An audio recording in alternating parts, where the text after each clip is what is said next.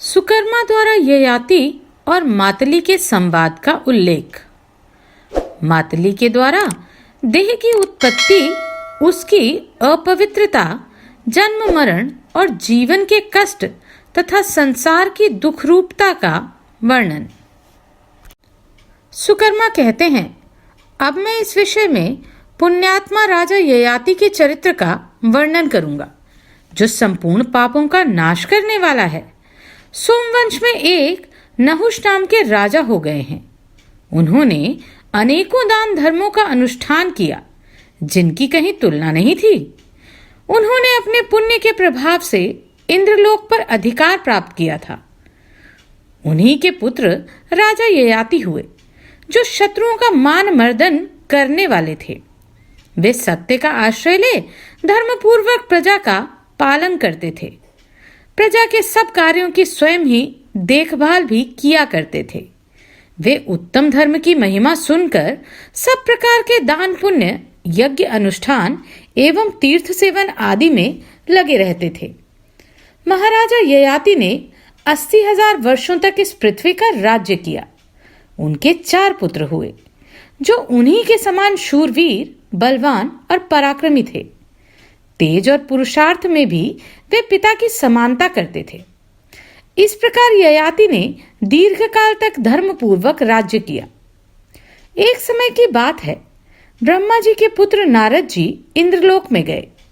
उन्हें आया देख इंद्र ने भक्तिपूर्वक मस्तक झुकाकर प्रणाम किया और मधुपर्क आदि से उनकी पूजा करके उन्हें एक पवित्र आसन पर बिठाया। तत्पश्चात वे उन महामुनि से पूछने लगे, देवर्षि, किस लोक से आपका यहाँ आना हुआ है तथा यहाँ पदार्पण करने का क्या उद्देश्य है?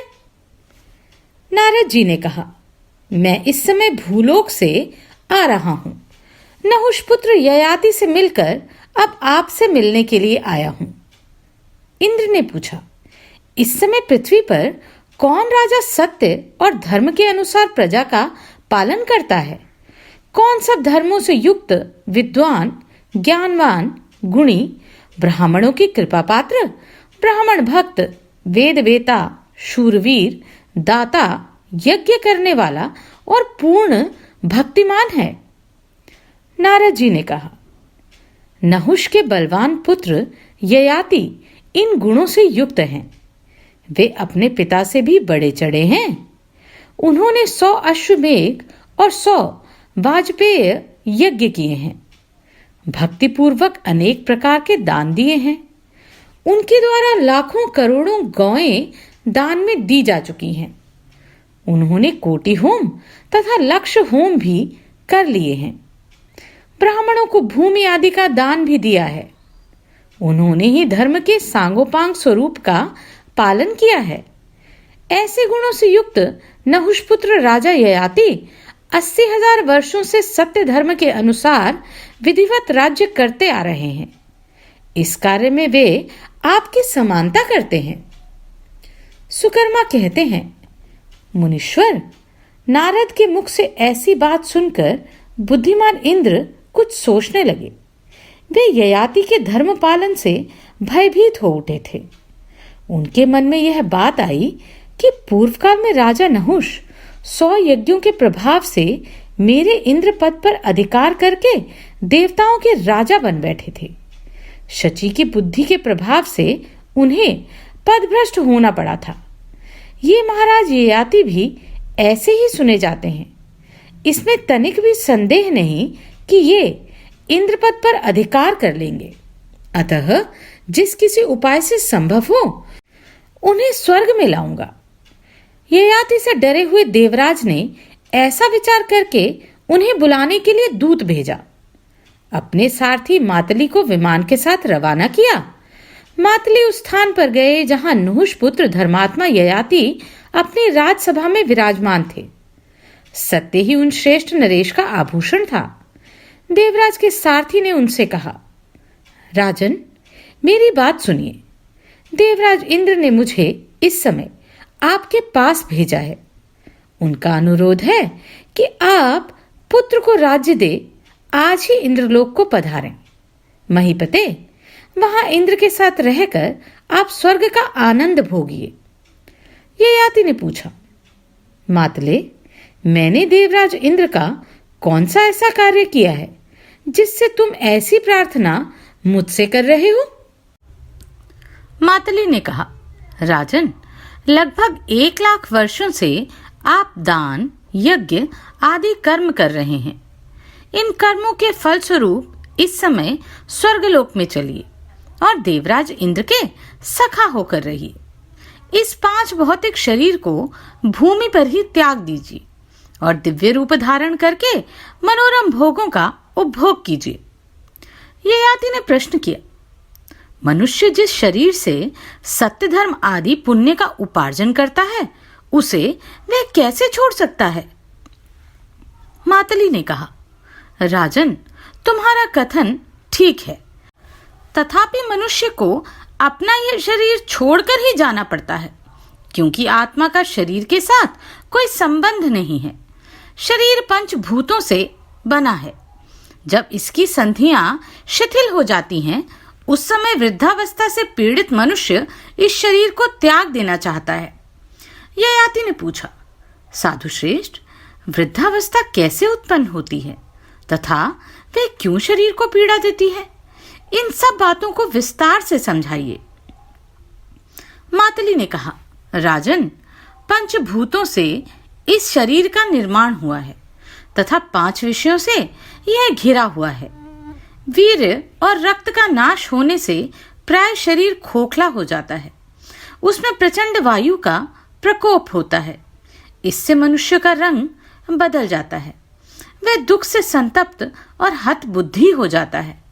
जो स्त्री देखी सुनी होती है, उसमें चित्त आसक्त होने से वह सदा भटकता रहता है। शरीर में तृप्ति नहीं होती, क्योंकि उसका चित्त सदा लोलुप रहा करता है। जब कामी मनुष्य मांस और रक्त क्षीण होने से दुर्बल हो जाता है, तब उसके बाल पक जाते हैं। कामाग्नि से शरीर का शोषण हो जाता है। वृद्ध होने पर भी दिन दिन उसकी कामना बढ़ती ही जाती है। बूढ़ा मनुष्य ज्यों-ज्यों स्त्री के सहवास का चिंतन करता है, त्यों-त्यों उसके तेज की हानि होती है। अतः काम नाश स्वरूप है। यह नाश के लिए ही उत्पन्न हुआ है। काम एक भयंकर ज्वर है जो प्राणियों का काल बनकर उत्पन्न होता है। इस प्रकार इस शरीर में जीर्णता, जरावस्था आती है। ययाति ने कहा, मातले, आत्मा के साथ ये शरीर ही धर्म का रक्षक है, तो भी ये स्वर्ग को नहीं जाता। इसका क्या कारण है, यह तो बताओ। मातली बोले, महाराज, 5 भूतों का आपस में मेल नहीं है, फिर आत्मा के साथ उनका मेल कैसे हो सकता है? आत्मा के साथ इनका संबंध बिल्कुल नहीं है। शरीर समुदाय में भी संपूर्ण भूतों का पूर्ण संघट नहीं है, क्योंकि जरावस्था से पीड़ित होने पर सभी अपने अपने स्थान को चले जाते हैं। इस शरीर में अधिकांश पृथ्वी का भाग है। यह पृथ्वी की समानता को लेकर ही प्रतिष्ठित है। जैसे पृथ्वी स्थित है, उसी प्रकार यह भी यहीं स्थित रहता है। अतः शरीर स्वर्ग को नहीं जाता। ययाति ने कहा, मातले, मेरी बात सुनो। जब पाप से ही शरीर गिर जाता है और पुण्य से भी, तब मैं इस पृथ्वी पर पुण्य में कोई विशेषता नहीं देखता। जैसे पहले शरीर का पतन होता है, उसी प्रकार पुनः दूसरे शरीर का जन्म भी हो जाता है। किंतु उस देह की उत्पत्ति कैसे होती है, मुझे इसका कारण बताओ। मातली बोले, राजन, नार की पुरुषों के अधर्म मात्र से एक ही क्षण में भूतों के द्वारा नूतन शरीर का निर्माण हो जाता है। इसी प्रकार एकमात्र धर्म से ही देवत्व की प्राप्ति कराने वाले दिव्य शरीर की तत्काल उत्पत्ति हो जाती है। उसका आविर्भाव भूतों के सार तत्व से होता है। कर्मों के मैल से जो शरीर उत्पन्न होता है, उसे रूप के परिमाण से 4 प्रकार का समझना चाहिए। उद्भिज, स्वदेज, अंडज और जरायुज, ये ही 4 प्रकार के शरीर हैं। स्थावरों को उद्भिज कहते हैं।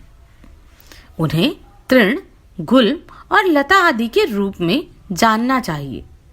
कृमि, कीट और पतंग आदि प्राणी स्वेदज कहलाते हैं। समस्त पक्षी, नाके और मछली आदि जीव अंडज हैं। मनुष्य और चौपायों को जरायुज जानना चाहिए। भूमि के पानी से सींचे जाने पर बोए हुए अन्न में उसकी गर्मी चली जाती है। फिर वायु से संयुक्त होने पर क्षेत्र में बीज जमने लगता है। पहले तपे हुए बीज जब पुनः जल से सींचे जाते हैं तब गर्मी के कारण उनमें मृदुता आ जाती है और वे जड़ के रूप में बदल जाते हैं। उस मूल से अंकुर की उत्पत्ति होती है। अंकुर से पत्ते निकलते हैं, पत्ते से तना, तने से कांड, कांड से प्रभव, प्रभव से दूध और दूध से तंडुल उत्पन्न होता है। तंडुल के पक जाने पर अनाज की खेती तैयार हुई समझी जाती है। अनाजों में शाली अर्थात अगहनी धान से लेकर जौ तक 10 अन्न श्रेष्ठ माने गए हैं। उनमें फल की प्रधानता होती है। शेष अन्न क्षुद्ध बताए गए हैं। भक्ष्य, भोज्य, पेय, लेह, चौष्य और खाद्य, ये अन्न के 6 भेद हैं तथा मधुर आदि 6 प्रकार के रस हैं। देहधारी उस अन्न को पिंड के समान कौर या ग्रास बनाकर खाते हैं। वह अन्न शरीर के भीतर उदर में पहुंचकर समस्त प्राणों को क्रमशः स्थिर करता है। खाए हुए अपक्व भोजन को वायु 2 भागों में बांट देती है। अन्न के भीतर प्रवेश करके उसे पचाती और पृथक पृथक गुणों से युक्त करती है। अग्नि के ऊपर जल और जल के ऊपर अन्न को स्थापित करके प्राण स्वयं जल के नीचे स्थित हो धीरे धीरे जठर अग्नि को प्रज्वलित करता है। वायु से उद्दीप्त की गई अग्नि जल को अधिक गर्म कर देती है। उसकी गर्मी के कारण अन्न सब ओर से भली भांति पच जाता है। पचा हुआ अन्न कीट और रस इन 2 भागों में विभक्त होता है। इनमें कीट मल रूप से 12 छिद्रों द्वारा शरीर के बाहर निकलता है। 2 कान, 2 नेत्र, 2 नासा छिद्र, जीवा, दांत, ओंठ, लिंग, गुदा और रोमकूप, ये ही मल निकलने के 12 मार्ग हैं। इनके द्वारा कफ, पसीने और मलमूत्र आदि के रूप में शरीर का मैल निकलता है। हृदय कमल में शरीर की सब नाड़ियां आबद्ध हैं। उनके मुख में प्राण अन्न का सूक्ष्म रस डाला करता है। वह बारंबार उस रस से नाड़ियों को भरता रहता है तथा रस से भरी हुई नाड़ियां संपूर्ण देह को तृप्त करती हैं। नाड़ियों के मध्य में स्थित हुआ रस शरीर की गर्मी से पकने लगता है। उस रस के जब 2 पाक हो जाते हैं तब उसमें त्वचा, मांस, हड्डी, मज्जा, मेद और रुधिर आदि उत्पन्न होते हैं। रक्त से रोम और मांस, मांस से केश और स्नायु, स्नायु से मज्जा और हड्डी तथा मज्जा और हड्डी से वसा की उत्पत्ति होती है। मज्जा से शरीर की उत्पत्ति का कारणभूत वीर्य बनता है। इस प्रकार अन्न के 12 परिणाम बताए गए हैं। जब ऋतुकाल में दोष रहित वीर्य स्त्री की योनि में स्थित होता है उस समय वह वायु से प्रेरित हो रज के साथ मिलकर एक हो जाता है। वीर्य स्थापन के समय कारण शरीर युक्त जीव अपने कर्मों से प्रेरित होकर योनि में प्रवेश करता है। वीर्य और रज दोनों एकत्र होकर एक ही दिन में कलल के आकार में परिणत हो जाते हैं। फिर 5 रात में उनका बुदबुद बन जाता है। तत्पश्चात 1 माह में ग्रीवा, मस्तक, कंधे, रीढ़ की हड्डी तथा उदर, ये 5 अंग उत्पन्न होते हैं। फिर 2 माह में हाथ, पैर, पसली, कमर और पूरा शरीर, ये सभी क्रमशः संपन्न होते हैं। 3 माह बीतते बीतते सैकड़ों अंकुर संधियां प्रकट हो जाती हैं। 4 माह में क्रमशः उंगलियां आदि अवयव भी उत्पन्न हो जाते हैं। 5 माह में मुंह, नाक और कान तैयार हो जाते हैं। 6 माह के भीतर दांतों के मसूड़े, जीवा तथा कानों के छिद्र प्रकट होते हैं। 7 माह में गुदा, लिंग, अंडकोश, उपस्थ तथा शरीर की संधियां प्रकट होती हैं। 8 मास बीतते बीतते शरीर का प्रत्येक अवयव केशों सहित पूरा मस्तक तथा अंगों की पृथक पृथक आकृतियां स्पष्ट हो जाती हैं। माता के आहार से जो 6 प्रकार का रस निकलता है, उसी के बल से गर्भस्थ बालक की प्रतिदिन पुष्टि होती है। नाभि में जो नाल बंधा होता है, उसी के द्वारा बालक को रस की प्राप्ति होती रहती है। तदनंतर शरीर का पूर्ण विकास हो जाने पर जीव को स्मरण शक्ति प्राप्त होती है तथा वह दुख सुख का अनुभव करने लगता है। उसे पूर्व जन्म के किए हुए कर्मों का, यहाँ तक कि निद्रा और शयन आदि का भी स्मरण हो जाता है। वह सोचने लगता है, मैंने अब तक हजारों योनियों में अनेकों बार चक्कर लगाया, इस समय अभी अभी जन्म ले रहा हूँ। मुझे पूर्व जन्मों की स्मृति हो आई है, अतः इस जन्म में वह कल्याणकारी कार्य करूंगा, जिससे मुझे फिर गर्भ में ना आना पड़े। मैं यहाँ से निकलने पर संसार बंधन की निवृत्ति करने वाला उत्तम ज्ञान को प्राप्त करने का प्रयत्न करूंगा। जीव गर्भवास के महान दुख से पीड़ित हो कर्मवश माता के उदर में पड़ा पड़ा अपने मोक्ष का उपाय सोचता रहता है। जैसे कोई पर्वत की गुफा में बंद हो जाने पर बड़े दुख से समय बिताता है, उसी प्रकार देहधारी जीव जरायु के बंधन में बंध कर बहुत दुखी होता है और बड़े कष्ट से उसमें रह पाता है। जैसे समुद्र में गिरा हुआ मनुष्य दुख से छटपटाने लगता है, वैसे ही गर्भ के जल से अभिषक्त जीव अत्यंत व्याकुल हो उठता है।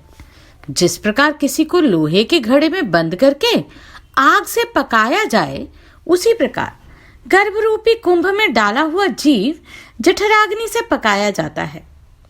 आग में तपाकर लाल लाल की हुई बहुत सी सुइयों से निरंतर शरीर को छेदन पर जितना दुख होता है, उससे 8 गुना अधिक कष्ट गर्भ में होता है।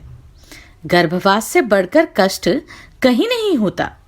देहधारियों के लिए गर्भ में रहना इतना भयंकर कष्ट है जिसकी कहीं तुलना नहीं है। इस प्रकार प्राणियों के गर्भजनित दुख का वर्णन किया गया है। स्थावर और जंगम सभी प्राणियों को अपने अपने गर्भ के अनुरूप कष्ट होता है। जीव को जन्म के समय गर्भवास की अपेक्षा करोड़ गुनी अधिक पीड़ा होती है। जन्म लेते समय वह मूर्छित हो जाता है। उस समय उसका शरीर हड्डियों से युक्त गोल आकार का होता है। स्नायु बंधन से बंधा रहता है। रक्त, मांस और वसा से व्याप्त होता है। मल और मूत्र सभी अपवित्र वस्तुएं उसमें जमा रहती हैं। केश, रोम और नखों से युक्त तथा रोग का आश्रय होता है। मनुष्य का यह शरीर जरा और शोक से परिपूर्ण तथा काल के अग्निमय मुख में स्थित है। इस पर काम और क्रोध के आक्रमण होते रहते हैं। यह भोग की तृष्णा से आतुर, विवेक शून्य और राग द्वेष के वशीभूत होता है। इस देह में 308 हड्डियां तथा 500 मांसपेशियां हैं, ऐसा समझना चाहिए। यह सब ओर से 3.5 करोड़ रोमों द्वारा व्याप्त है तथा स्थूल, सूक्ष्म एवं दृश्य अदृश्य रूप से उतनी ही नाड़ियां भी इसके भीतर फैली हुई हैं। उन्हीं के द्वारा भीतर का अपवित्र मल पसीने आदि के रूप में निकलता रहता है। शरीर में 32 दांत और 20 नख होते हैं। देह के अंदर पित्त, 1 कुड़व और कफ आधा आड़क होता है। वसा 3 पल, कलल 15 पल, वात अर्बुद पल, मेद 10 पल, महारक्त 3 पल, मज्जा उससे चौगुनी 12 पल, वीर आधा कुड़व, बल चौथाई कुड़व, मांसपिंड 1000 पल तथा रक्त 100 पल होता है और मूत्र का कोई नियत माप नहीं है। आयुर्वेद के अनुसार 32 तोले अर्थात 6 छटाक 2 तोले का 1 वजन, 4 सेर के लगभग 1 तौल। आयुर्वेद के अनुसार 8 तौल का 1 पल होता है। अन्यत्र 4 तोले का एक पल माना गया है। राजन, आत्मा परम शुद्ध है और उसका यह देह रूपी घर जो कर्मों के बंधन से तैयार किया गया है नितांत अशुद्ध है। इस बात को सदा ही याद रखना चाहिए। वीर्य और रज का संयोग होने पर भी किसी भी योनि में देह की उत्पत्ति होती है तथा यह हमेशा पेशाब और पाखाने से भरा रहता है, इसलिए इसे अपवित्र माना गया है। जैसे घड़ा बाहर से चिकना होने पर भी यदि विष्ठा से भरा हो तो वह अपवित्र ही समझा जाता है, उसी प्रकार यह देह ऊपर से पंचभूतों द्वारा शुद्ध किया जाने पर भी भीतर की गंदगी के कारण अपवित्र ही माना गया है, जिसमें पहुंचकर पंचगव्य और हविष्य आदि अत्यंत पवित्र पदार्थ भी तत्काल अपवित्र हो जाते हैं। उस शरीर से बढ़कर अशुद्ध दूसरा क्या हो सकता है, जिसके द्वारों से निरंतर क्षण क्षण में कफ, मूत्र आदि अपवित्र वस्तुएं बहती रहती हैं। उस अत्यंत अपावान शरीर को कैसे शुद्ध किया जा सकता है? शरीर के छिद्रों का स्पर्श मात्र कर लेने पर हाथ को जल से शुद्ध किया जाता है, तथापि मनुष्य अशुद्ध ही बने रहते हैं, किंतु फिर भी उन्हें देह से वैराग नहीं होता। जैसे जन्म से ही काले रंग की ऊन धोने से कभी सफेद नहीं होती, उसी प्रकार ये शरीर धोने से भी पवित्र नहीं हो सकता। मनुष्य अपने शरीर के मल को अपनी आंखों देखता है, उसकी दुर्गंध का अनुभव करता है और उससे बचने के लिए नाक भी दबाता है, किंतु फिर भी उसके मन में वैराग्य नहीं होता। अहो, मोह का कैसा महात्म्य है, जिससे सारा जगत मोहित हो रहा है। अपने शरीर के दोषों को देखकर और सूंघ कर भी वह उससे विरक्त नहीं होता। जो मनुष्य अपने देह की अपवित्र गंध से घृणा करता है, उसे वैराग्य के लिए और क्या उपदेश दिया जा सकता है? सारा संसार पवित्र है, केवल शरीर ही अत्यंत अपवित्र है, क्योंकि जन्म काल में इस शरीर के अवयवों का स्पर्श करने से शुद्ध मनुष्य भी अशुद्ध हो जाता है। अपवित्र वस्तु की गंध और लेप को दूर करने के लिए शरीर को नहलाने, धोने आदि का विधान है। गंध और लेप की निवृत्ति हो जाने के पश्चात भाव शुद्धि से मनुष्य शुद्ध होता है। जिसके भीतरी भाव दूषित है, वह यदि आग में प्रवेश कर जाए तो भी ना तो उसे स्वर्ग मिलता है और ना मोक्ष की ही प्राप्ति होती है। उसे सदा देह के बंधन में ही जकड़े रहना पड़ता है। भाव की शुद्धि ही सबसे बड़ी पवित्रता और वही प्रत्येक कार्य में श्रेष्ठता का हेतु है। पत्नी और पुत्री दोनों का ही आलिंगन किया जाता है, किंतु पत्नी के आलिंगन में दूसरा भाव होता है और पुत्री के आलिंगन में दूसरा। भिन्न भिन्न वस्तुओं के प्रति मन की वृत्ति में भी भेद हो जाता है। नारी अपने पति का और भाव से चिंतन करती है और पुत्र का और भाव से। तुम यत्नपूर्वक अपने मन को शुद्ध करो। दूसरी बाह्य शुद्धियों से क्या लेना है? जो भाव से पवित्र है, जिसका अंतःकरण शुद्ध है, वही स्वर्ग तथा मोक्ष को प्राप्त करता है। उत्तम वैराग्य रूपी मिट्टी तथा ज्ञान रूप निर्मल जल से मांजने धोने पर पुरुष की अविद्या तथा राग रूपी मलमूत्र का लेप नष्ट होता है। इस प्रकार इस शरीर की स्वभावतः अपवित्र माना गया है। केले के वृक्ष की भांति यह सर्वथा सारहीन है। आध्यात्म ज्ञान ही इसका सार है। देह के दोष को जानकर जिसे इससे वैराग्य हो जाता है, वह विद्वान संसार सागर से पार हो जाता है। इस प्रकार महान कष्टदायक जन्मकालीन दुख का वर्णन किया गया है। गर्भ में रहते समय जीव को जो विवेक बुद्धि प्राप्त होती है, वह उसके अज्ञान दोष से या नाना प्रकार के कर्मों की प्रेरणा से जन्म लेने के पश्चात नष्ट हो जाती है। योनि यंत्र से पीड़ित होने पर जब वह दुख से मूर्छित हो जाता है और बाहर निकलकर बाहरी हवा के संपर्क में आता है, उस समय उसके चित्त पर महान मोह छा जाता है। मोहग्रस्त होने पर उसकी स्मरण शक्ति का भी शीघ्र ही नाश हो जाता है। स्मृति नष्ट होने से पूर्व कर्मों की वासना के कारण उस जन्म में भी ममता और आसक्ति बढ़ जाती है। फिर संसार में आसक्त होकर मूढ़ जीव ना आत्मा को जान पाता है ना परमात्मा को, अपितु निषिद्ध कर्मों में प्रवृत्त हो जाता है। बाल्यकाल में इंद्रियों की वृत्तियां पूर्णतः व्यक्त नहीं होती, इसलिए बालक महान से महान दुख को सहन करता है, किंतु इच्छा होते हुए भी ना तो उसे कह सकता है ना उसका कोई प्रतिकार ही कर पाता है। शैशवकालीन रोग से उसको भारी कष्ट भोगना पड़ता है। भूख प्यास की पीड़ा से उसके सारे शरीर में दर्द होता है। बालक मोहवश मल मूत्र को भी खाने के लिए मुंह में डाल देता है। कुमारावस्था में कान बिंधाने से कष्ट होता है। समय समय पर उसे माता पिता की मार भी सहनी पड़ती है। अक्षर लिखने पढ़ने के समय गुरु का शासन दुखद जान पड़ता है। यौवनावस्था में भी इंद्रियों की वृत्तियां कामना और राग की प्रेरणा से इधर उधर विषयों में भटकती हैं। फिर मनुष्य रोगों से आक्रांत हो जाता है। अतः युवावस्था में भी सुख कहाँ है? युवक को ईर्ष्या और मोह के कारण महान दुख का सामना करना पड़ता है। कामाग्नि से संतप्त रहने के कारण उसे रात भर नींद नहीं आती। दिन में भी अर्थोपार्जन की चिंता से सुख कहाँ मिलता है?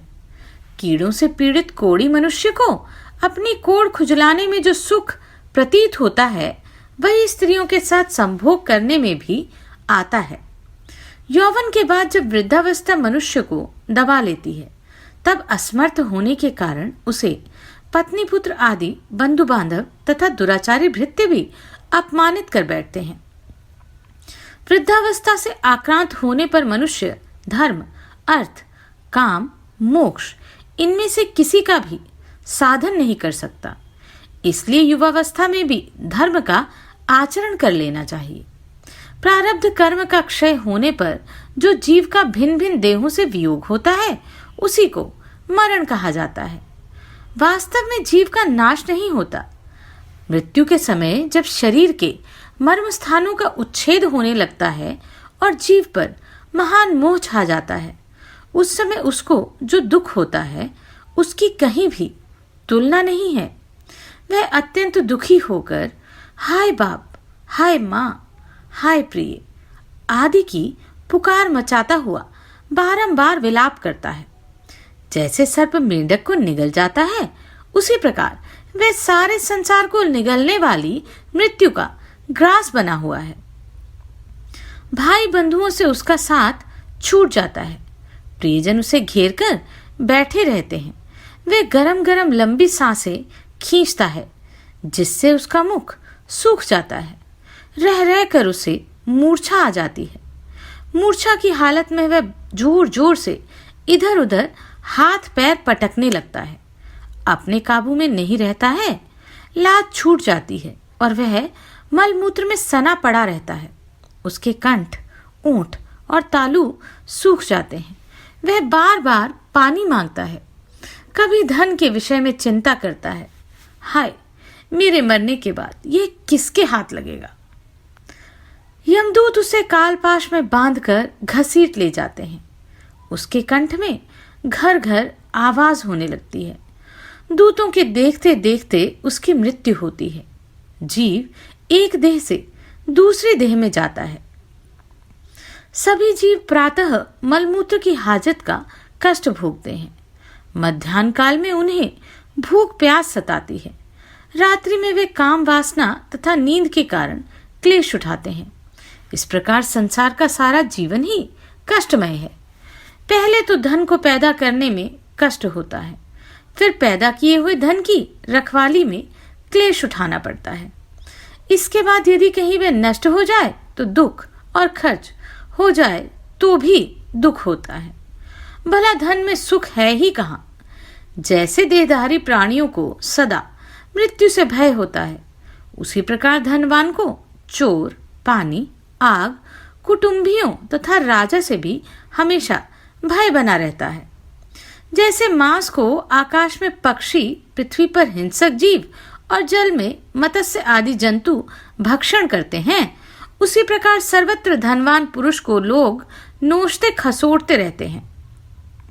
संपत्ति में धन सबको मोहित करता है, उन्नत बना देता है, विपत्ति में संताप पहुंचाता है और उपार्जन के समय दुख का अनुभव कराता है। फिर धन को कैसे सुखदायक कहा जाए? हेमंत और शिशिर में जाड़े का कष्ट रहता है, गर्मी में दुस्सह ताप से संतप्त होना पड़ता है और वर्षा काल में अतिवृष्टि और अल्पवृष्टि से दुख होता है। इस प्रकार विचार करने पर काल में भी सुख कहाँ है? यही दशा कुटुंबी की भी है। पहले तो विवाह में विस्तार पूर्वक व्यय होने पर दुख होता है, फिर पत्नी जब गर्भ धारण करती है तब उसे उसका भार ढोने में कष्ट का अनुभव होता है। प्रसव काल में अत्यंत पीड़ा भोगनी पड़ती है तथा फिर संतान होने पर उसके मलमूत्र उठाने आदि में क्लेश होता है। इसके सिवा हाय मेरी स्त्री भाग गई, मेरी पत्नी की संतान अभी बहुत छोटी है, वह बेचारी क्या कर सकेगी? कन्या के विवाह का समय आ रहा है, उसके लिए कैसा वर मिलेगा? इत्यादि चिंताओं के भार से दबे हुए कुटुंबी जनों को कैसे सुख मिल सकता है? राज्य में भी सुख कहाँ है? सदा संधि विग्रह की चिंता लगी रहती है। जहाँ पुत्र से भी भय प्राप्त होता है वहाँ सुख कैसा? एक द्रव्य की अभिलाषा रखने के कारण आपस में लड़ने वाले कुत्तों की तरह प्राय सभी देहधारियों को अपने सजातियों से भय बना रहता है। कोई भी राजा राज्य छोड़कर वन में प्रवेश किए बिना इस भूतल पर विख्यात ना हो सका। जो सारे सुखों का परित्याग कर देता है वही निर्भय होता है। राजन, पहनने के लिए 2 वस्त्र हों और भोजन के लिए सेर भर अन्न, इतने में ही सुख है। मान सम्मान, छत्र चंवर और राज सिंहासन तो केवल दुख देने वाले हैं। समस्त भूमंडल का राजा ही क्यों ना हो, एक खाट के नाप की भूमि ही उसके उपभोग में आती है। जल से भरे हजारों घड़ों द्वारा अभिषेक करना कलेश और श्रम को ही बढ़ाना है। स्नान तो एक घड़े से भी हो सकता है। प्रातःकाल पुरवासियों के साथ शहनाई का मधुर शब्द सुनना अपने राजत्व का अभिमान मात्र है। केवल यह कहकर संतोष लाभ करना है कि मेरे महल में सदा शहनाई बजती है। समस्त आभूषण भार मात्र हैं, सब प्रकार के अंगराग मैल के समान हैं, सारे गीत प्रलाप मात्र हैं और नृत्य पागलों की सी चेष्टा है। इस प्रकार विचार करके देखा जाए तो राजोचित भोगों से भी क्या सुख मिलता है? राजाओं का यदि किसी के साथ युद्ध छिड़ जाए तो एक दूसरे को जीतने की इच्छा से वे सदा चिंता मग्न रहते हैं। नूह शादी बड़े बड़े सम्राट भी राज्य लक्ष्मी के मद से उन्मत्त होने के कारण स्वर्ग में जाकर भी वहां से भ्रष्ट हो गए। भला लक्ष्मी से किसको सुख मिलता है? स्वर्ग में भी सुख कहाँ है? देवताओं में भी तो देवता की संपत्ति दूसरे की अपेक्षा बड़ी चढ़ी तो होती है। वे अपने ऊपर की श्रेणी वालों के बढ़े हुए वैभव को देख देख कर जलते हैं। मनुष्य तो स्वर्ग में जाकर अपना मूल गवाते हुए ही पुण्य फल का भी उपभोग करते हैं। जैसे जड़ कट जाने पर वृक्ष विवश होकर धरती पर गिर जाता है, उसी प्रकार पुण्य क्षीण होने पर मनुष्य भी स्वर्ग से नीचे आ जाते हैं। इस प्रकार विचार से देवताओं के स्वर्गलोक में भी सुख नहीं जान पड़ता। स्वर्ग से लौटने पर देहधारियों को मन, वाणी और शरीर से किए हुए नाना प्रकार के भयंकर पाप भोगने पड़ते हैं। उस समय नरक की आग में उन्हें बड़े भारी कष्ट और दुख का सामना करना पड़ता है। जो जीव स्थावर योनि में पड़े हुए हैं उन्हें भी सब प्रकार के दुख प्राप्त होते हैं। कहीं उन्हें कुल्हाड़ी के तीव्र प्रहार से काटा जाता है तो कभी उनकी छाल काटी जाती है और कभी उनकी डालियों, पत्तों और फलों को भी गिराया जाता है। कभी प्रचंड आंधी से वे अपने आप उखड़कर गिर जाते हैं तो कभी हाथी या दूसरे जंतु उन्हें समूल नष्ट कर डालते हैं। कभी वे दावानल की आंच में झुलसते हैं तो कभी पाला पड़ने से कष्ट भोगते हैं। पशु योनि में पड़े हुए जीवों की कसाइयों द्वारा हत्या होती है। उन्हें डंडों से पीटा जाता है, नाक छेद कर त्रास दिया जाता है, चाबुकों से मारा जाता है और बेंत या काठ आदि की बेड़ियों से अथवा अंकुश के द्वारा उनके शरीर को बंधन में डाला जाता है तथा बलपूर्वक मनमाने स्थान में ले जाया जाता और बांधा जाता है तथा उन्हें अपने टोलों से अलग किया जाता है। इस प्रकार पशुओं के शरीर को भी अनेक प्रकार के दुख भोगने पड़ते हैं। देवताओं से लेकर संपूर्ण चराचर जगत पूर्वोक्त दुखों से ग्रस्त है। इसलिए विद्वान पुरुष को सबका त्याग कर देना चाहिए। जैसे मनुष्य इस कंधे का भार उस कंधे पर लेकर अपने को विश्राम मिला समझता है, उसी प्रकार संसार के सब लोग दुख से ही दुख को शांत करने की चेष्टा कर रहे हैं। अतः सबको दुख से व्याकुल जानकर विचारवान पुरुष को परम निर्वेद धारण करना चाहिए। निर्वेद से परम वैराग्य होता है और उससे ज्ञान से परमात्मा को जानकर मनुष्य कल्याणमय मुक्ति को प्राप्त होता है। फिर वे समस्त दुखों से मुक्त होकर सदा सुखी, सर्वज्ञ और कृतार्थ हो जाता है। ऐसे ही पुरुष को मुक्त कहते हैं। राजन, तुम्हारे प्रश्न के अनुसार मैंने सब बातें तुम्हें बता दी।